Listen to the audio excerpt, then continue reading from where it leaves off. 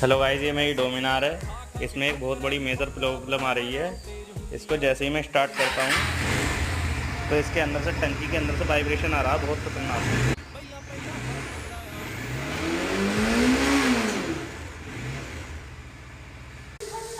अगर भाई किसी के पास इसका सॉल्यूशन हो तो वो मुझे कमेंट कर सकता है कि किस वजह से आ रही है। हाँ, एक परेशानी बताता हूँ, ये गिर गई थी मुझसे, जिसकी वजह से इसमें मैं दिखाता हूँ आप लोगों को।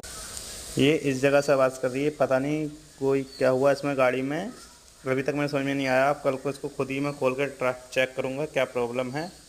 उसके बाद आपको फुल वीडियो में बताऊँगा क्या परेशानी आई थी इस डोमिनार में, जो कि ये इतना वाइब्रेशन कर रही थी टंकी के अंदर से।